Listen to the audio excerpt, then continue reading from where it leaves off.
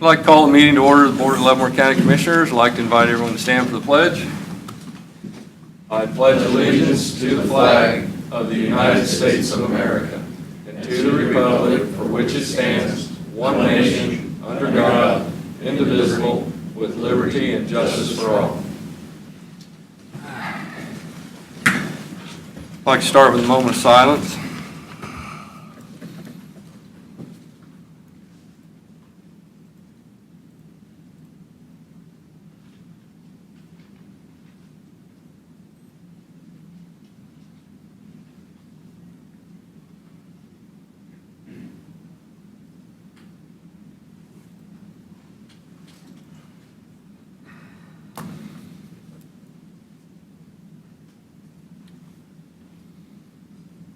Roll call, start with Commissioner Stevens.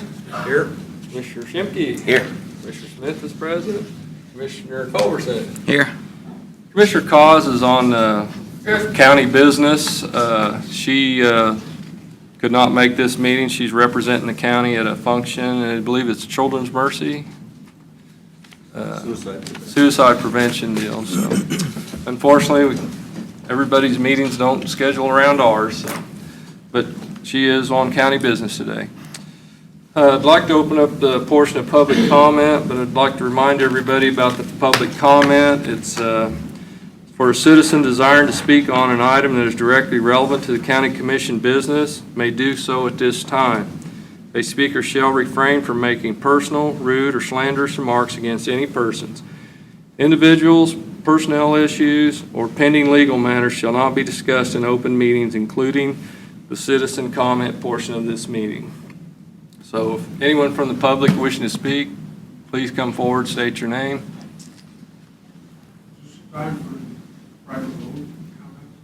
No, we're having a work session after that. We'll have a work session directly following this meeting. So seeing none, we'll close public comment and we'll move on to administrative business. Is there any administrative business this time, Mr. Lawfrey? I'd like to ask the board to consider amending the agenda to allow for an executive session after the work session today for two topics. One for the preliminary acquisition or discussion of acquisition of real property, and another one for pending litigation. I have conferred with the county councilor. We are allowed to have those at the end of the work session so that people aren't in the room waiting for us while we're conducting executive sessions. Commissioners have any concerns on that? Okay. Oh, and we do not anticipate any formal action after the executive sessions. It's more of an update. Okay. All right. Any more administrative business?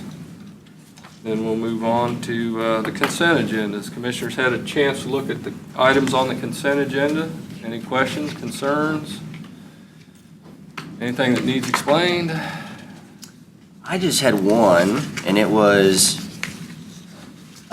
just a few it was a final payment or project update, and this one just happened to be on the McIntyre project, so it made me, well, I guess I had the question of, do we do any type of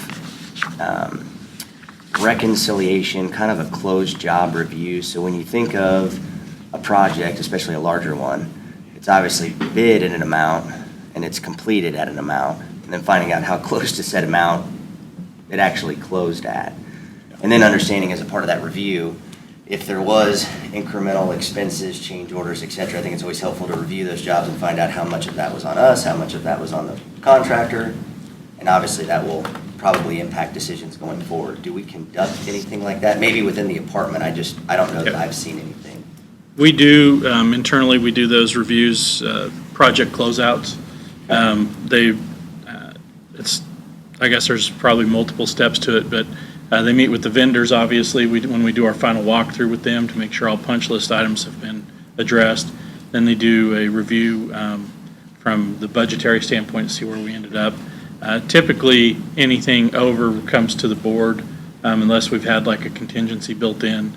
So, which most of them have 5 to 10% depending on the size of the project. Right. As long as it stays within that contingency, then it doesn't come back to the board. But anything that would go over our bid amount would have to come back to the board for a change order anyway. anyways before. Right, so I know we're so- approving the change orders, and Yeah. in that conversation, we're explaining the why. But I'm Right. talking about a reconciliation after the fact, because you could have 1, 2, or 10 change orders, and that scope of the entirety of the project change greatly. Right. It is reviewed. I mean, 10 change orders, yes. I mean, that could happen on a big project especially, Sure. you know, for little things here and there. But yes, that is reviewed. The staff goes through all that, compares what we budgeted to what we ended up with at the project, and also any change orders. Typically, we explain the change orders. Again, if they come to the board, we explain why at that time. We would justify them. But again, the projects either have to come in at or under budget, or the change has to come back to the Sure. board for approval.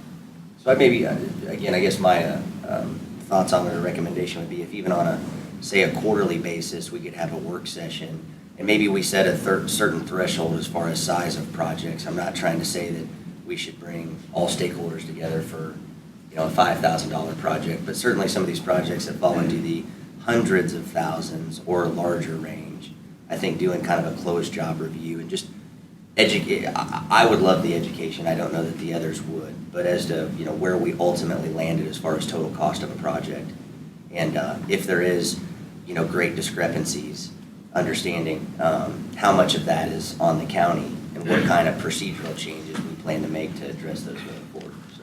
So you're asking basically for a post-construction meeting? Yeah. We have pre-construction meetings. We don't have any post-construction meetings. Well, I think internally we do, but we haven't been, it hasn't typically come to the Board of County Commissioners. I mean, I think the Public Works comes up here on a quarterly basis for their report, so I think it'd be pretty easy to add that to as part of their Okay. report Yeah, for that'd any, be great. for any projects that have closed out. But we do it. I mean, we do conduct them, so it shouldn't be that difficult to provide you with a report that shows Overview, where we okay. ended up budgetarily. And most of our projects end within budget with a very few change orders, but here recently, some of our bigger ones have had some change orders. So. Yeah, I think if it's right-of-way, if it's utility, if it's, I mean, there's clearly a laundry list of things that can happen. I think it would be good to review it as a group, at least on a quarterly basis for certain size or scope of projects. So. Sure. Usually, Thank you. the commissioner is invited to the pre-construction meeting if the project's in their district. You haven't had any bid openings? I guess really not. Yeah, Not haven't had yet. one start yet. Haven't had one started, so. I have a question for Yes, sir. Mr. Lawfrey. We've had a few issues come up with the procedures in planning and zoning and some of the documents that haven't been updated. Is that going to come before us in a planning workshop or planning session? Or where do you foresee us being able to make certain that those are all rectified and corrected? Well, I think so that the other board's members are familiar with what you're referring to is some of the changes that we've made to our planning and zoning guidelines. Typically, that book is updated annually. So when we adopt changes mid-year, they're not in the book, but the book has a notation at the front that says this is valid as of this date. Look for changes. So then where they can look for changes. So as resolutions are adopted by the board that would change that, like some of the ones we just recently adopted, would not be in that book. Typically, developers and contractors are aware of that and know where to look, but we run into issues when the general citizenry is reviewing that and doesn't understand that that's books up only current to that date, which it says again.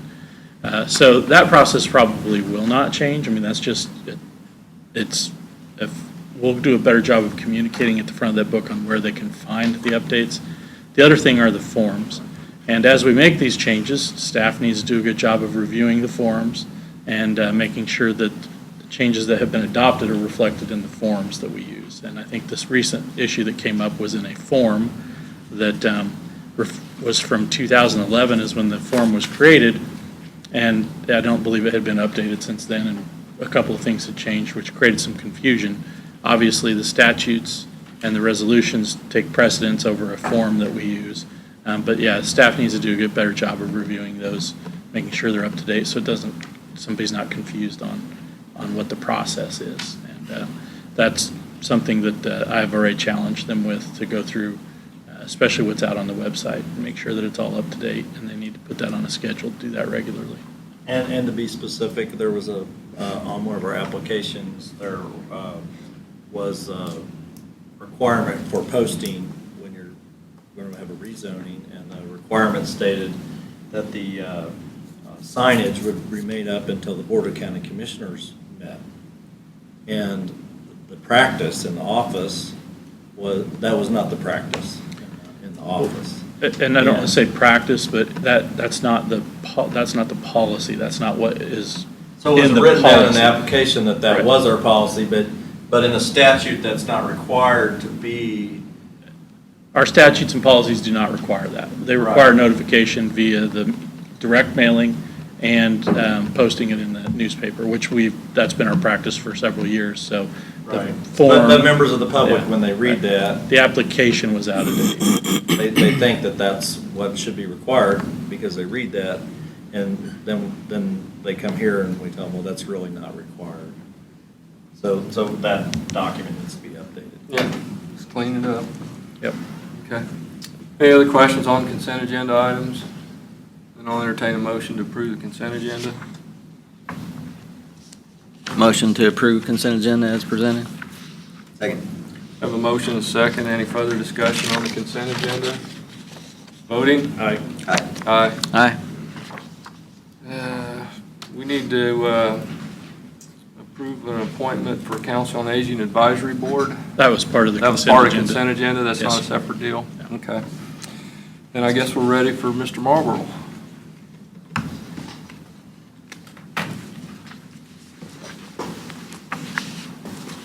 Good morning. Good morning. Hi, Larry. My written report reflects some current projects we're working on, such as the Windows 10 upgrade projects with a variety of departments. Does the commission have any questions regarding that project?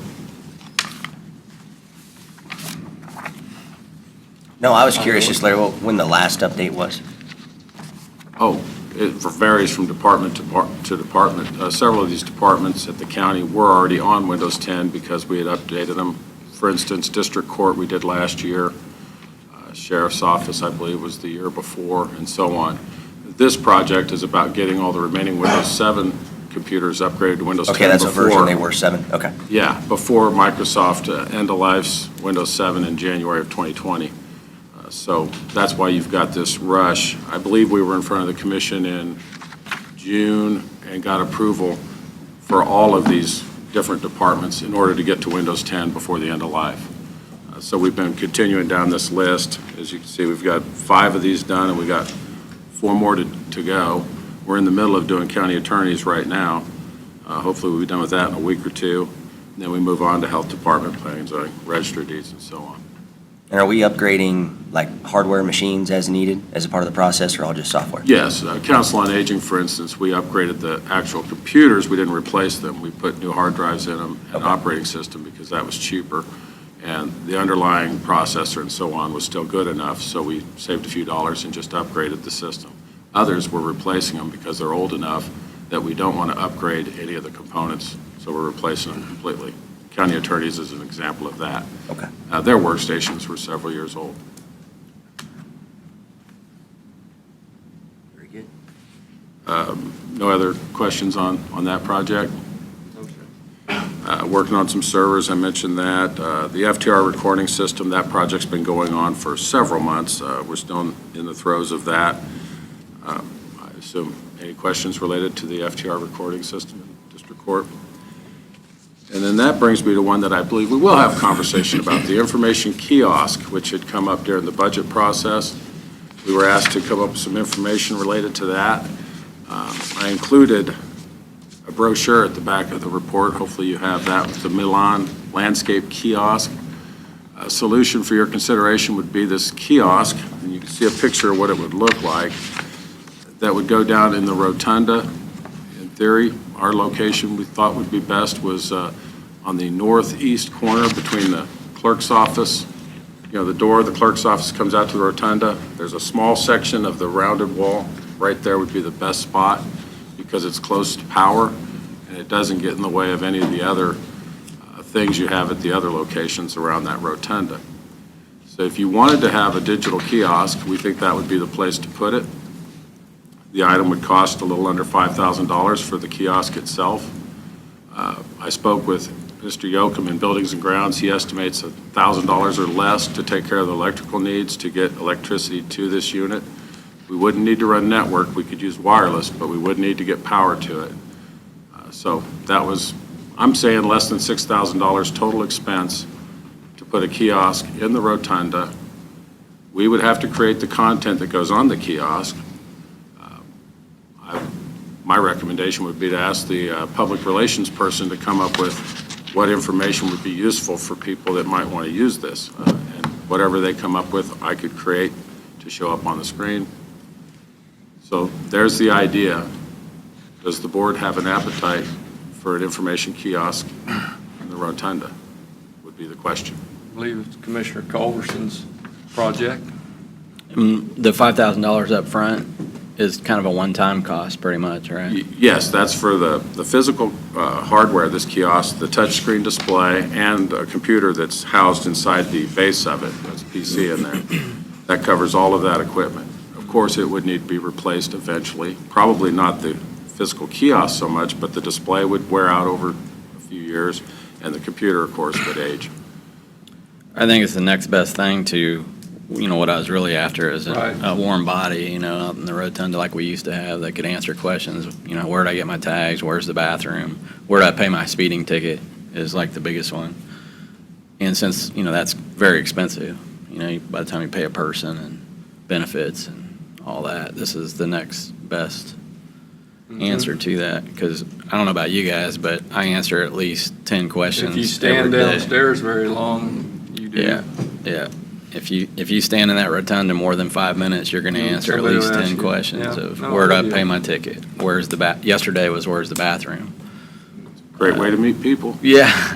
So I think it's needed. How many tickets did you take? I fill out the load numbers in the morning and hand them out. I could take care of that for you. So I think it's, So you thinking maybe we can sell advertisement on the screen to pay for it? that was talked about too, Yeah. actually, really. You're serious? Yeah. Yeah. Okay. I don't know if we can do that, but somebody brought that up. It's completely outside the scope of Yeah. me. Whatever you want on it, I will put on it. Yeah. Well, I didn't mean like advertising for profit. I meant like Jamie's health department giving flu shots or, you know what I mean? Oh, okay, I thought you were Yeah, selling not for profit. advertisement space. No. That was brought up too, but I know we can't do that. Yes, you could I think put there's plenty events. of information that would be put on there. I don't think. Yeah, like it's gonna Camp be a blank Leavenworth could have screen. been a banner going across it. Something Upcoming like that. events. Yeah. Right. But back when we had a person in the booth, it was very, very useful. I do not really understand, other than budget cuts, why we ever got rid of that. That and the main number to the courthouse was a huge asset that we lost. Back in those days, you also had a main fax number for the courthouse. Yeah, main That fax person number and would main phone number. Process the faxes and distribute them to the departments.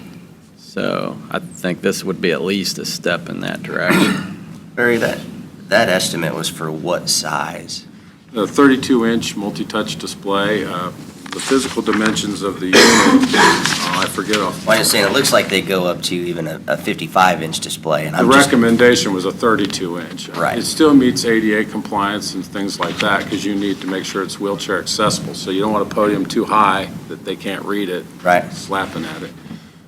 But yeah, 32-inch multi-touch display is a pretty good size display. You have, I think, 19 or 21s in front of you. You can imagine it's going to be, pretty good size. yeah, but I think for frequently asked questions and helping people to navigate where to go in the courthouse, it makes a lot of sense. My bigger concern was knowing some of the people that have those questions. Sometimes the larger the monitor, the larger the Oh, you would like text. bigger than 32? Well, I just was asking, I didn't know specifically which one of the 5,000 was associated with. That was what it was associated with, yes. And/or the incremental cost. I mean, this day and age, you can get a 10-inch bigger monitor for $100 at Sam's, so Well, I think they're going to hit us for more than that if we go up to the 46 or the 55. I mean, that's going to be a pretty expensive I was just 55-inch. curious what the difference was, provided it still met ADA and didn't come with Okay. any complications. I don't have that number Okay. with me, but if you're interested in a larger display, we can certainly go down that. It was my view, if the commission had a consensus to go forward, that this probably fell within the budgetary limits of allowing the county administrator to authorize going forward, and any purchases would, of course, be processed through his office. So if you want additional display, I can get hard quotes on this stuff and deal with Mr. Lawfrey, and we could proceed if you want to go forward with this thing. Or would you like to have this revisited in front of the commission with specific numbers on size of displays? How much detail does the board want to get involved? Yeah, I just would be interested. I mean, it looks like they're providing 4 different screen sizes. I just want to know incrementally how much more each one is, because if it's nominal, I think we're going to be better served because it's going to stand out. It might be easier to see. It's the consensus of the board, we do want to move forward Yeah. with this. Okay. And I think like Chad, the bigger the screen, the better. Bigger the better. Up And to and including the 55 if it's reasonably priced. I think so, because like I said, you want people to see it, instead of having to hunt for it. Well, and I think if we, and to be thinking about the advertisement side of it, whether it's events or anything else, if you have a rotation of screen, when there's a change, it's going to be easier to see, right? It's like a billboard that's static, very easy to miss, but when that screen switches, people notice it. Point is, when they walk in, if something happens, it's going to draw their attention. Hopefully, we'll get the traffic we want to justify. Like a ticker tape says, hey, Camp Leavenworth this weekend, get your free flu shots. That keeps moving.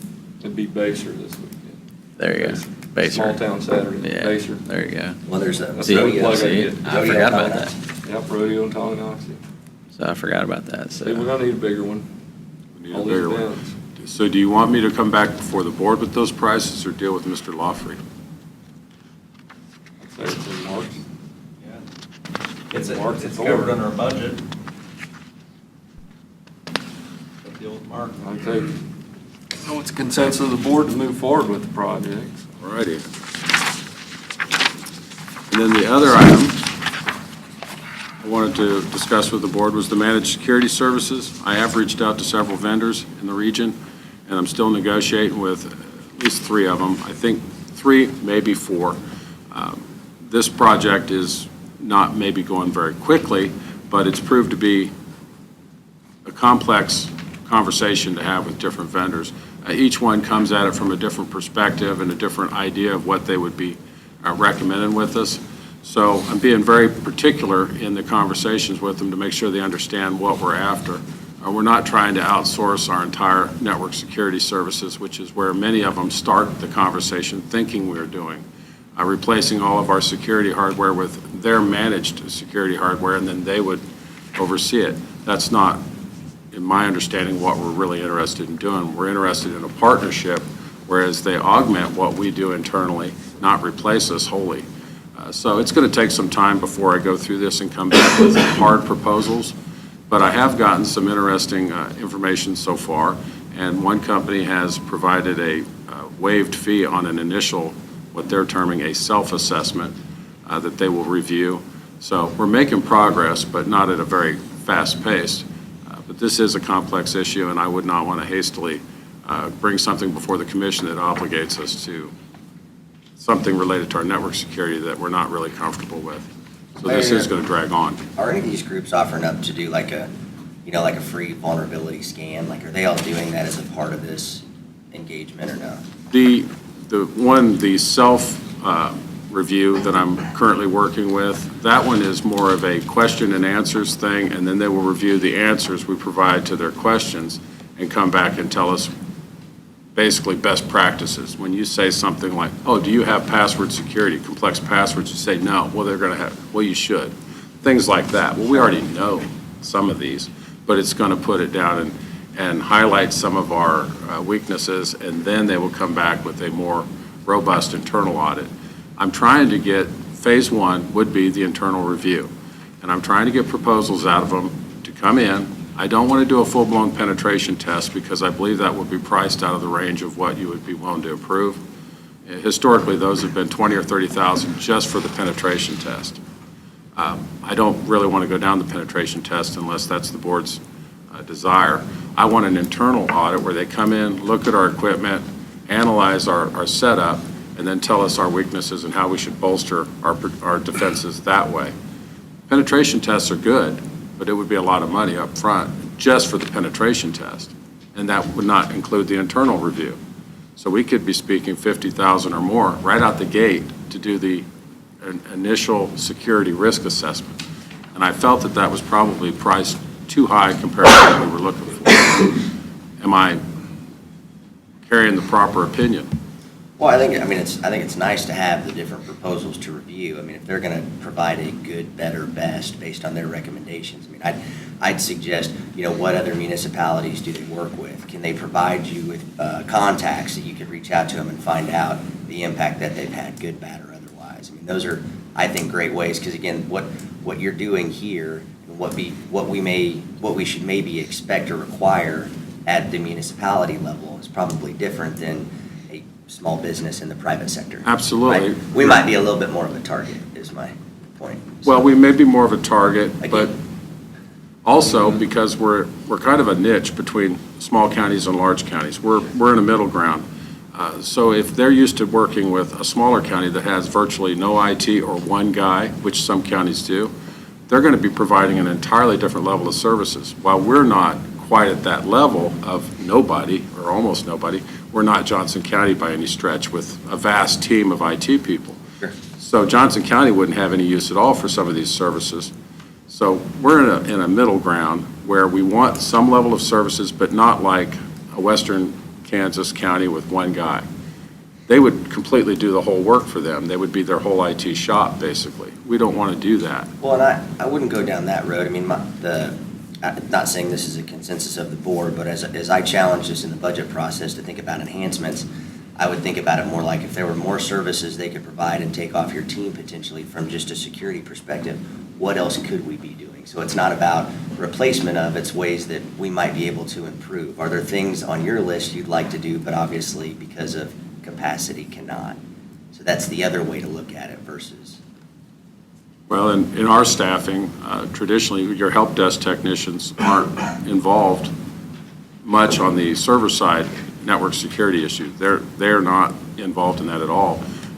So you're down to myself and one other person that largely work on security. So my team, there's 5 of us total. There's only 1.5 of us that work on security. The others aren't in that position. They're not paid for it. They're not qualified for it. Sure. So what else could I be doing? Well, that's a relative question, I guess. Well, right, and that's the one I'm trying to challenge us to figure out. I could be working on a kiosk. Well, if it's got a big monitor, we might need it later, I don't know. Yeah. Any Figure number out how of dynamic things. it is yet. Yeah, any number of things. But we are still making progress on this. It hasn't been a top priority. I haven't been pushing them very hard. Now, if they go a week or two and I don't hear back from them, it's like, I will, hey, what's the holdup? And I just sent out emails a couple days ago because a week had gone by and I've gotten no further communication. So these things, you lose track of time. Things do drag on. I understand you're interested in an update from last week's meeting. So I don't have a lot of update to provide you, but it is still ongoing, and I'm still working with these vendors to get proposals to where we can get actual numbers and specific services that they would be willing to provide. Only one company that I've reached out to had no services related to what we were doing. They weren't interested. They were basically take over the whole shop or nothing type of scenario. I said, well, we don't need to talk any further with them.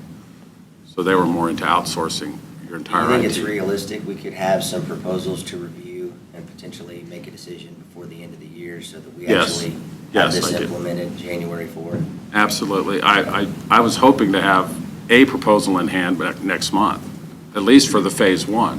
The recurring monthly bit probably wouldn't be good to have that discussion until we know where we're at. Sure. So they do the initial review, then they could come back and say, well, here's where you're weak and here's where we recommend we should do these things, and we could start having that conversation. So I'd like to get the proposal for phase 1 in the next month or so, bring it before the board, see if we can proceed. If that goes forward, then we work on phase 2 based upon the results of the initial reviews. Okay. So that's the contention there.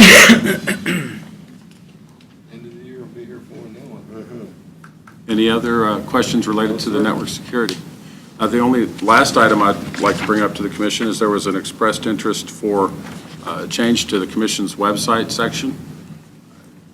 Did you get a chance to see the sample that I created? Yeah, I saw the link that was provided. My question was, does it make any sense to be making enhancements or changes to the existing website when we've got a new website effort underway? If you want it done, I'd do it right now. I mean, I made the sample. It's just my time. So if you want to wait, that's your call. If you want to do it now, I do it now, and it's going while you wait for the website to be done. That could take quite some time, getting the new website done. Once we enter into an agreement with the company, there will probably be quite a bit of months go drifting by, waiting for the content to be provided and then approved. I think as soon as possible, because, we have a lot of information on our individual districts. I know the 5th district has a lot of information, and we're trying to, avoid doing the mailings and et cetera. So let's have a method where we can. So the proposed sample that you saw, you are good with it, the way it looks or functions? All you need to do is just send me whatever it is you want to show up on your section, and I publish it. It's not self-publishing. You just got to email me Just email it to you. whatever you want on there. I can do it. So it won't take much time as a rule. It's already done. I just push that over to the live site, and you give me what you want on there instead of Abraham Lincoln's speeches. So that was just sample content for you. But you just send me whatever you want on there. I'll be happy to put it up there, and it won't be that time consuming unless you've got a whole lot of stuff you want on there and a lot of fancy stuff you want done. Then that might take me a little more time. But if you just got basic information, I could easily throw that out there for you, and we can get that done now. The other item that was changed on that sample was a alteration to the feedback. Are you familiar with the send feedback option on the board's website? It's a form. It was originally put there, previous county administrator wanted a means for the citizens to send you information anonymously. That's how it came to be there. And it does function as such. If they don't want to put a name or a phone number, they don't have to. And it comes right into the mail, goes to all the commissioners, county clerk, county administrator, executive secretary, county counselor. That's still functioning today. There's another email address called BOCC@leavenworthcounty.org or .gov, and that goes to Mr. Lawfrey, the county administrator. I'd recommend that you get rid of that feedback form and just go to having people send you an email.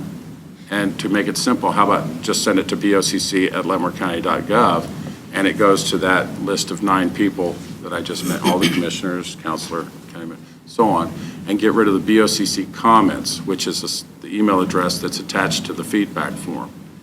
We get rid of comments, only have one email address for the commission and those other 4 people, BOCC@leavenworthcounty.gov. Change the link, like in the sample, it says send email to the board. That's the email address that it pops up. It goes to all of you. And your individual emails were also put on there. I assumed you wouldn't object to that, so they could send you something without going to the whole board. I think that would be a far cleaner scenario, and it would reduce some confusion on emails coming in. We did have a BOCC feedback some months ago that we got rid of.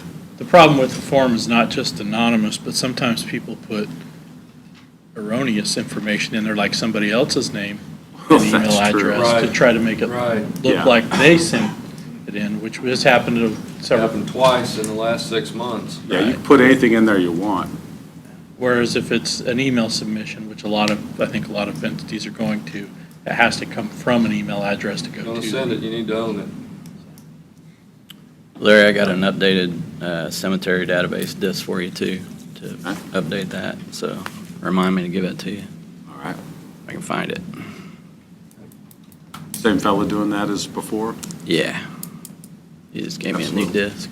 So does the board agree with Mr. Marlboro? To implement the change to the BOCC website and to change the way your mail's working right now for the BOCC mail. And then that's what I will do. Okay. I'll have that done shortly. Okay. There's nothing else I wanted to bring before the board. Do you have any other questions of me? I do not. Thank you for all your work on those things. No problem. My That's how pleasure. people Absolutely. communicate. Yep. Thank you, Larry. Thank you. Mr. Miller, not you, Ken. Morning, Commissioners. Morning, Jamie.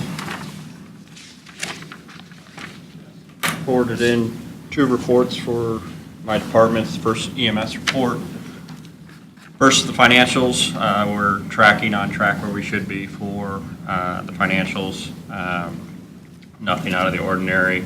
As you can see, we've pretty much caught up on our revenue. We're even going in the right direction. We currently, my assistant director is working with the VA. They've got a new electronic portal that we have to submit through and everything else, and we just got that up online Monday. So some of the reports that have not been able to be billed by paper, they have to go through the portal.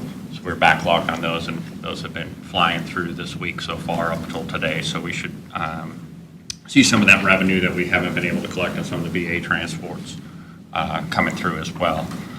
Statistically, we're on track with total calls, patient transports and such. I just given a bunch of data that's we kind of track on day-to-day basis. We're averaging about 34 to 35 calls a day, and that's about the average that we've seen consistently throughout the year, and that's about where we were last year. So we're right on track. No spikes or anything else. We had a few weeks in there that were a little higher, and then we had some weeks that are a little lower. But again, consistently, it's about 34 to 35 calls a day is what we're responding to, and of those, about 24 to 25 of those are actual transports. Again, just some statistical data for you in regards to scene times, response times, things of that nature. On the back, page 4, vehicle maintenance. I will tell you, vehicle maintenance is up a little bit, again, without replacing any trucks this year. We're seeing some of our older trucks having some additional nickel and dime, if you will, as well as we had a truck that needed a transmission at the beginning of the year that kind of hurt us a little bit. That was about a $5,000 expense into a truck. So we do have, if you remember, during budget time, we have projected 2 ambulance replacements for next year as part of our process and budget. So that's also one of my line items for additional. The operations manager will be heading out to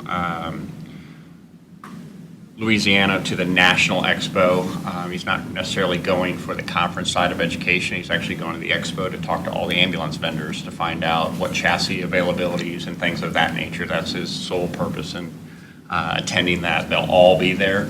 So instead of going out to individual trips to all the different vendors throughout the country, they're all in one central location, send them to one trip and knock it out. So hopefully here at the end of October, we should have a better knowledge basis as to what chassis availability is for us and what's going to be the best. The issue at hand is the chassis we currently use through GMC on the van style is no longer making that style chassis in the diesel motor. Every indication that we've had in discussing with other ambulance services out there, gasoline engines in a ambulance and the amount of call volume and idle times and things of that nature is probably not the chassis nor engine that we want. So we're having to find out exactly what truck chassis that we need to go to weight-wise and such. So it's pretty in-depth on what we need to really look at when we're going forward with this. It's going to be a new chassis for us, and we don't want to get into the wrong chassis in ambulance and have a lot more problems because we're going to be buying 2. It's not just a single and say, yep, that didn't work for us. It's going to be 2, and we know we keep these ambulances for 6 to 7 years, and we don't want to have to come back and have it fall out of our replacement schedule on the time frame just because we kind of picked the wrong chassis. So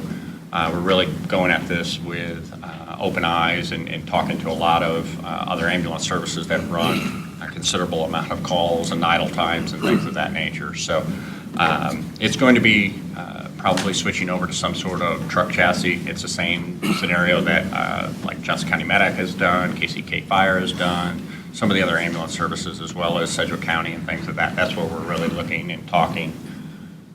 And how long does it take once you order an ambulance? It's about 120 to 180 days, depending on where we where we pick the order time and where the ambulance vendor and manufacturer is on their backlog on making ambulances. But one of the other things that we're looking at is not necessarily buying any sort of, is minimal amount of custom things on an ambulance will reduce that time as well.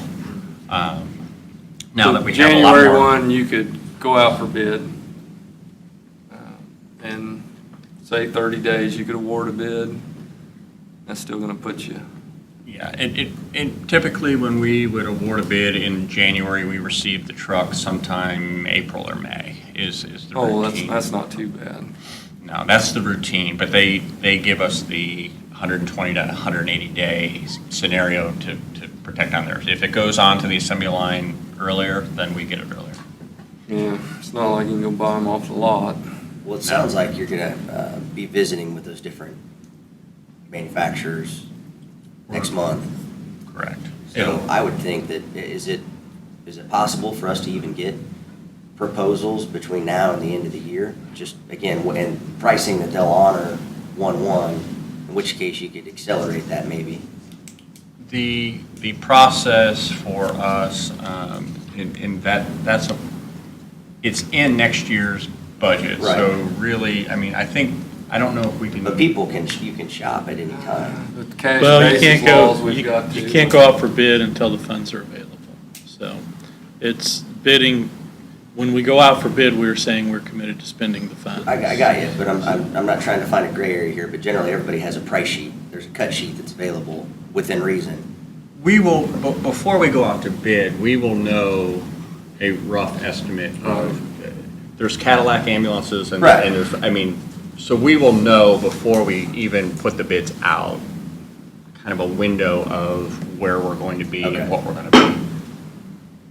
We have to build the spec sheet is where I'm at. The spec sheet right now currently is our spec sheet for a chassis that doesn't exist, some configurations on old equipment. We have the new COTS, the new Lucas devices, some of those things.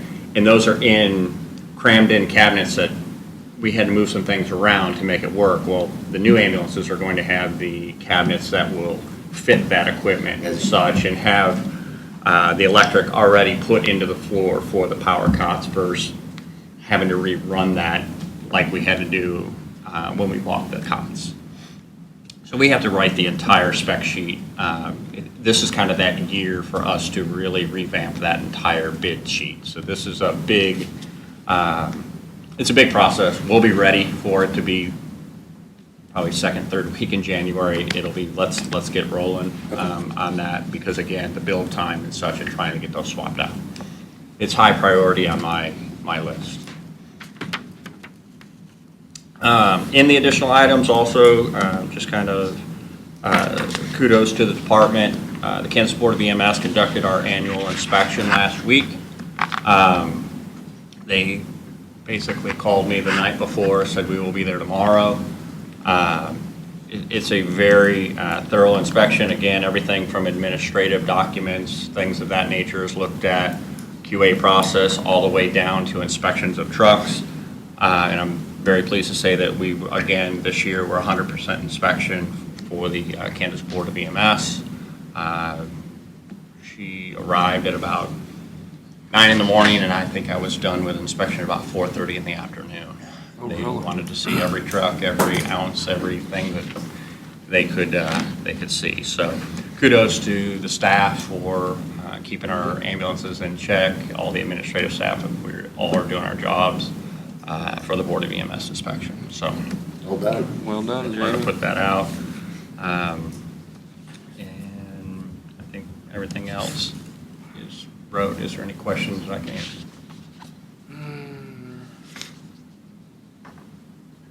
Health assessment's coming up, correct? That's going to be on the health department side. Yeah, I'm gonna talk about that. Jamie, I just asked you, you listed one of your business managers retiring. I know you and I have talked about it. I think you've already got a pretty firm grasp on the succession planning. You've got that person identified that can step into that role, or are you going to happen to hire externally, or? We're going to put it out, obviously, to see what candidates are out there that may have some interest, may have some EMS billing or any of those type of specialties that may be interested. I'm looking to probably mid-November put the actual job description out for, see what's out, but I'm not concerned with if somebody internally had to be promoted or such.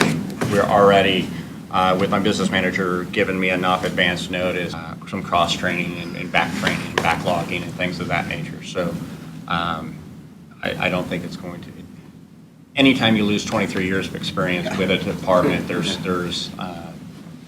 issues that come with that. But I think in the best case scenario, I've already been identifying her teaching her knowledge along to others that are in the billing office.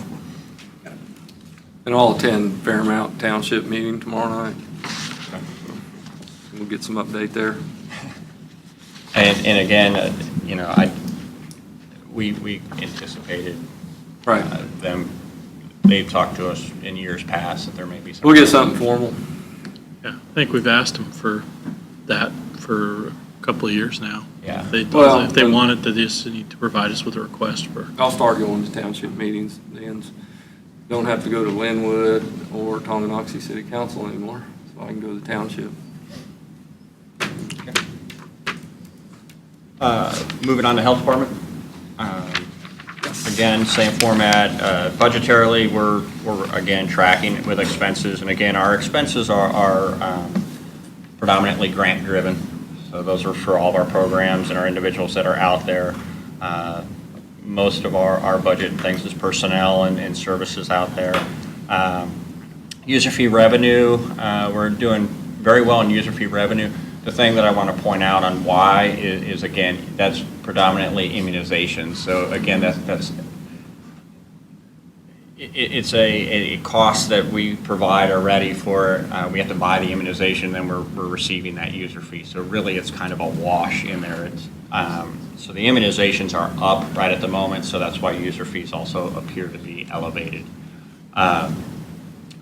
Not to say that my billing staff on the health department side is not doing their job and doing it well to collect whatever we can collect from insurance companies and individuals that require services, but that's why we're seeing some increased revenue on the health department side. Grants are right on track with what we should be receiving. We'll be starting October 1 the new WIC, the federal fiscal year on WIC. So that's the newest grant. Statistically, you can see that we're tracking where we kind of need to be on for January through September numbers. Again, at the very bottom there, August was extremely busy with immunizations, with 477 immunizations given in August, and 50% of those were just in the last 2 weeks of August. So there was a few days that I stayed out of the health department because it was just standing room only in the waiting room. So the nursing staff did a very good job, especially since we had some changeover right during that time as well, and they handled that very well for that busy. That's kind of really our crunch time at the health department. So the last thing that I'll just talk about, unless there's any questions, is the health assessments are coming. That's for all the county employees as well as spouses that are on the county's insurance. What I did this year is also combined with the city of Leavenworth. And what we're going to be able to do is provide 2 dates now as opposed to a singular date. Both of those will start at a lot of times, so 6:45 in the morning, so that some of those that need to get it done before maybe they come into the office or out at the county shop or any of those type of things. We'll start at 6:45, and then on the 24th, it'll end at 7:45 at night. And that is in hope that we can get some of the spouses that may have to work and such to be able to come in the evening time. And then on the 25th, 6:45 also in the morning, then we'll end at about 2 o'clock will be the last appointment. So about 3 o'clock, we should be wrapping up. And again, we'll offer the flu shots to county employees. We're hopeful, we were slowly getting the flu shot in.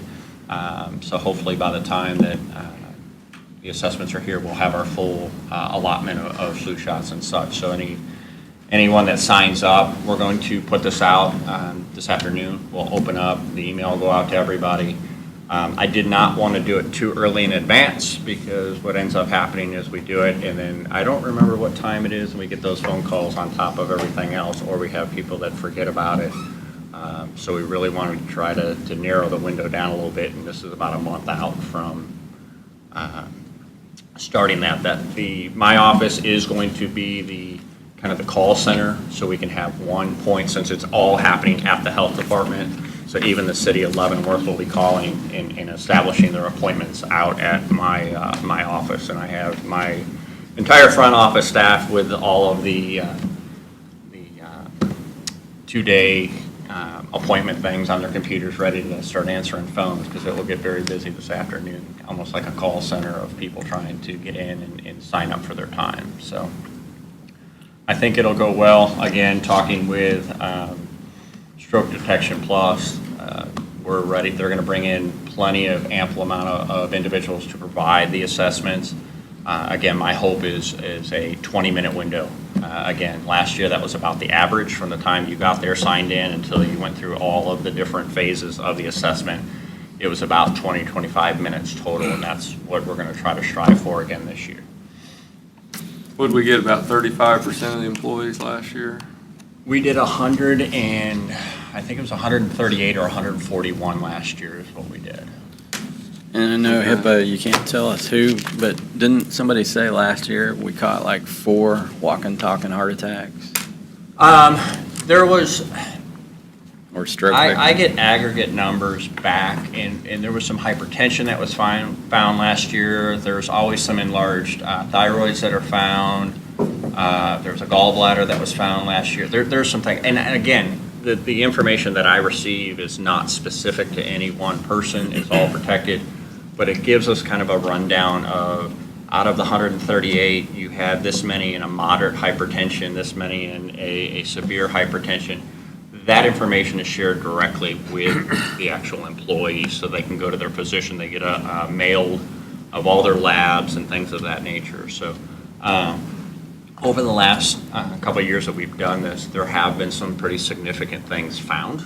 On who and all that, I don't know, but there have been some things found. And again, I wish more employees would take advantage of it, because again, these are tests that are not routinely ran. Even if you were to go to your physician for a physical, they're not going to do a sonogram of your aorta. Right. They're not going to do a Right. sonogram of your carotid arteries. They're not going to do a bone density test. I mean, these are very specific tests that are going to be provided to employees free of charge, because we're covering that cost for that. That can be information that found early enough. They're called silent killers. I mean, these are things that you may be walking around with that you have no knowledge of, and could really potentially change your life by having this found early. So, same thing. We're hoping that we can get some spouses in that are on our insurance, and maybe find some things there also for those individuals. So I'm hoping, we're really hoping we opened up a lot more slots than we've had in the past by having 2 different dates, longer hours. We're trying to make it accommodate for all sorts of schedules and times. We just need the staff and department heads and elected officials to really help get these individuals out to us. We're not trying to make it intrusive to anyone's schedule or time or anything else. We just need the participation. Wish it was mandatory, but it's not, so hopefully we can get 50% this year. Hopefully we And then we can like I get said, 75 the next year. my goal is, I would be very happy if we can get all the slots that we have on our 2 rosters filled. If we can do that, then that'll be a Okay. very good start to our numbers. Well, keep us updated on how many's empty, and we'll see if we can recruit. I was just curious, so, glad to see combined with the city of Leavenworth, have we engaged with, or is there any other reason some of the other cities couldn't be included? Not necessarily this year, but say, We did, 2020 or- last year we did City of Lansing. They had a separate day. I went out and kind of talked. And if we had anyone that needed it or wanted it, they opened up a couple slots on their end over there to be able to do it, as well as we offered some slots to ours. Okay. The city of Leavenworth was, I invited last year to come out and kind of see the process and everything else. And the HR department, as well as the city manager, obviously bought off on it, thought it was a good plan and everything else. And we just kind of went down the pathway together. And one of the biggest problems that we always have had was our assessment was always just on one day. And the problem with that is there's people on vacation or can't make it, or meetings or whatever. And so that was my initial talks with the city of Leavenworth. I said, let's do this together. I'll house it here the both days, and let's get 2 days and open that up to hopefully see if we can engage more of our employees. I think what I'm going to do next year is, again, add another city to see if there's any other cities that want to do something, even if it's on a completely, not necessarily at ours, because it's not going to make sense for the city of Tonganoxie or Basehor to drive all the way to the health department to have it done. But if we can mirror it and try to have some cost savings, those are things that I have those discussions with those city managers. So my next year will probably, it'll reach out a little bit further again and keep going. What this has also done is it has locked in our cost, has not gone up over the last 3 years, because I keep adding cities and those type of things. They offer that same cost to us as a cost savings, because one, we're a return customer, but also we're building on the assessments with other governmental agencies. Yeah, I'm just curious. I mean, obviously proximity-wise, Lansing, the city of Lansing being the closest, but those other cities, I mean, do they even have the same type of resources that you would be offering there? So when you think about the logistics of it, I don't know that that's, 15 minutes to stop a heart attack's pretty relevant. Yeah, it's a 20-minute, I drive faster than some. I'm sorry, Jamie. it's one of those that, Not through Lansing. Yeah, right. He's talking about how long it takes to go through the test. Right. You're talking about drive time to get I there. was just thinking about the logistics. He was talking about how far away they might be. Yeah. but You have to drive that far to get that test anyway. That's what I was wondering. But they could, what I was after is they can host another day, another time, and we can also still piggyback onto that day if they host it somewhere else. Realistically, hosting it is just providing the space. We don't provide anything else. They bring all their own staff, all their own materials, everything else. It's just having the space to do it. Obviously, the health department is set up already for a clinic style. Right. And we have it's almost a perfect channel as you go through every workflow. So, not to say that Tonganoxie or Basehor doesn't have an area that they couldn't, run. Same thing. We didn't host the city of Lansing. They did it in their community center.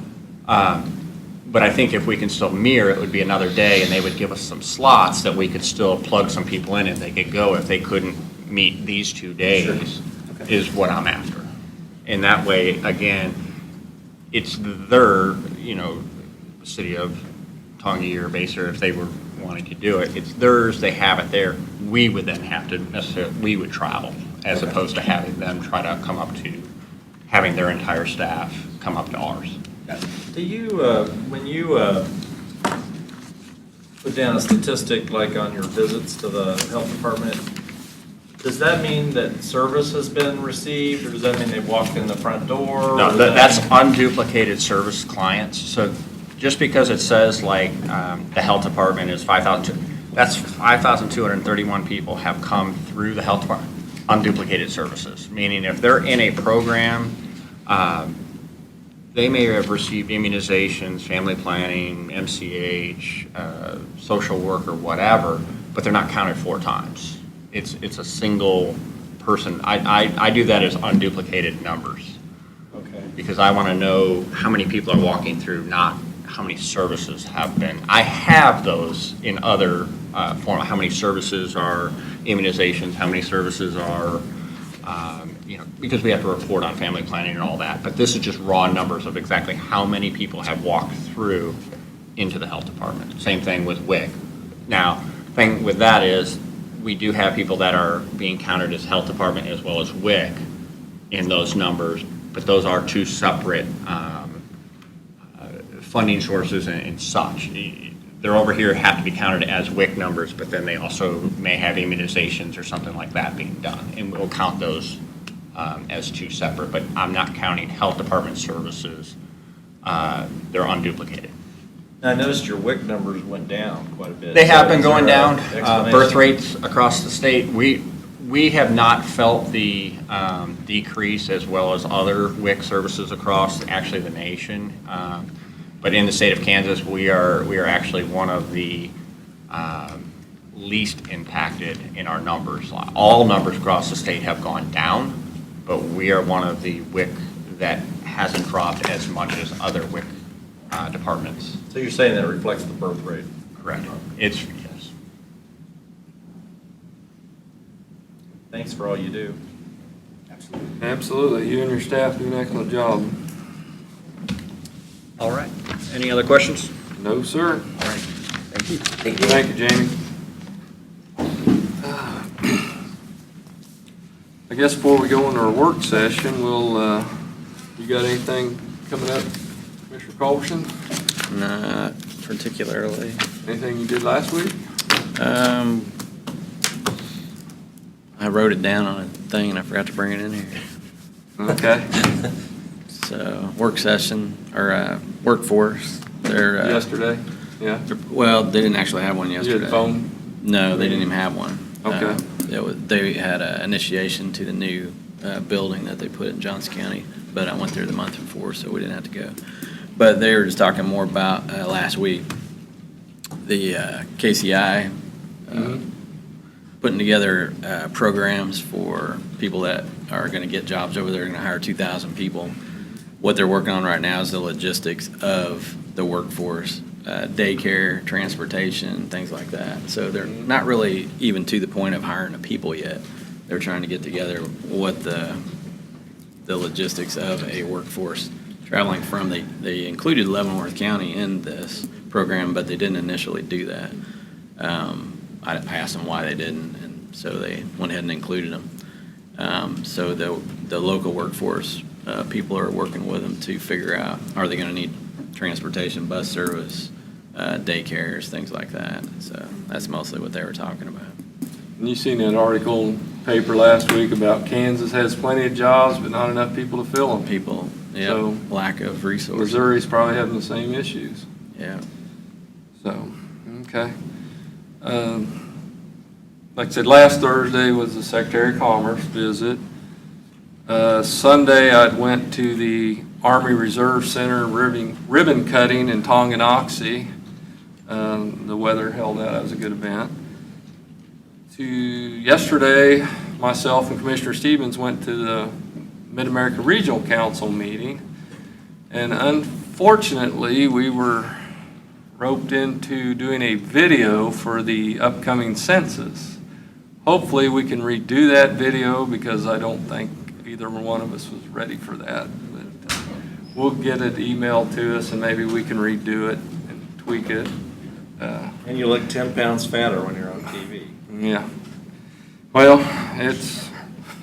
What they want to know about the It is what it is. well, they're wanting us, everybody to each county and city to put it on their website to promote the census. Oh, And there's a lot of things and we just weren't ready for it. Well, if you don't, if you don't report yourself to the census, then it affects our county as far as the money we get for roads and bridges, the money we get for senior services, the money we get for building the Missouri River Bridge. I mean, it's pretty important that people return those forms and report themselves. Yep. So that's what we did yesterday. Now tonight is CASA's event at Crancer's, the court-appointed special advocates for children. That's at 5:30 to 7:30. It's a 25-year celebrating appreciation volunteers. I'll attend it for a little bit, but I have Bayshore City Council tonight, so I'll make that. And Bayshore has the small town Saturday event all day on Saturday. I think it runs from like 7 to 9:30 or 7:30 to 9:30. There's event stuff all day. So it's a big deal. Everybody, I'll be there. I'm sure Mr. Matthews will be there. So I think that's about, and then I'll go to Fairmount Township meeting tomorrow night. You have anything, Chad? No, I just say last week, I played in the LCDC. Oh, how'd you do on that? Awful. Turns out I'm still not any good at golf. But I did show up and help support the group and the cause. I think there's a luncheon today. I think Port Authorities today. the Port Authority luncheon's today, and then next week I'm going to Wichita for an economic development concert or convention conference. Oh, on good. Good. You're gonna get I think it's that. Thursday. Yeah. So it's Okay. at Wichita State. That's what I got. Mr. Stevens? I went to the Linwood City Council meeting and invited them to the Secretary Tolan's breakfast, and a couple of them did show up. That's good. So I thought that was, the city administrator and one of the city council members attended. And we had Tonganoxie, the mayor was there, and the mayor pro tem, who's in our audience today, was there, and a lot of local people were there to hear what the secretary had to say. And then I did attend the MARC meeting, and I brought up afterwards, I visited with the fellow about your bridge, and that they're trying to get it on the radar screen. They said it would be a multi-year process, but Everything is. that's it. Okay. And we'll adjourn and go into our work session. We'll call the Board of Leavenworth County Commissioners back into session. And I'll entertain a motion for the executive session. I'll make a motion to move that the board recess from open session and go into a closed executive session for a preliminary discussion on the acquisition of real property as justified by KSA 75-4139B6, and that the board resume open session in this meeting room at 12:20. Present in the executive session will be Commissioner Jeff Culbertson, Vicky Cos, Doug Smith, Chad Shimke, Mike Steven. Also present will be County Administrator Mark Lawfrey and Senior County Counselor David Van Buren. Second. Have a motion and a second. Any further discussion on the executive session? Voting? Aye. Aye. Aye. Aye. For the record, we return to regular session. Executive session discussion was limited to potential property acquisition. No decisions were made. Staff was instructed to We'll have to make a proceed motion as for that. discussed. We'll need a motion for that. Okay. So I'll make a motion to proceed, Staff? Direct have staff. staff proceed as discussed in executive session. There we go. Second. Got a motion and a second. Any further discussion? Voting? Aye. Aye. Aye. Aye. Our next executive session. Yep, we got the next one. I'd like to move that the board recess for a closed executive meeting for the discussion of pending litigation in case number 2019CB21 as justified by KSA 75-4319B2 for consultation with legal counsel for the board, which would be deemed privilege in the attorney-client relationship, and that the board resume open meeting at Commissioner, I'd suggest make it 12:30. 6 minutes. Okay. At 12:30 in the meeting room of the board, president and executive meeting will be Commissioners Culbertson, Kaj, Shimke, Smith, Stevens, Senior County Counselor David Van Paris, and County Administrator Mark Lawford. Second. Have a motion and a second. Any further discussion? Voting? Aye. Aye. Aye. Mr. Chairman, if I could ask the record to note that the board left executive Yep. session at 12:30 and is now present back in its chambers. No decisions were made. We were just briefed on pending legal. All right, now we're back in regular session. Do we need another executive session today? For the, How should it be worded? Should it be worded as I don't know what you intend to discuss. to discuss the Right-of-way acquisitions. right-of-way acquisitions? Use, And you believe that to be an executive session versus just a work session? with the motion that you just used to discuss pending litigation, just a matter of legal consequence. read the same motion, insert matter of legal consequence in replacement for pending litigation. So moved. No, it needs to be read out. It needs to be read out with the statute. With the statute. Statute. Oh, here, let me jump on that. I move that the board recess for a closed executive meeting for the discussion of, it was legal consequences in case number A 2019. matter of, Why don't I go print the motion? Okay. Let's withdraw your I motion. take very specific direction. Or I how could about do if it. we just have this next week? Okay. Put it on the Okay. agenda and have. Let's put it on the everybody- agenda. let's withdraw the, That I way- withdraw my motion and move to close this meeting as soon as And move possible. to adjourn. See, I caught myself there. Motion to adjourn. second. Aye, aye, All right. Aye. aye. Voting aye, yep. Aye. Motion carried.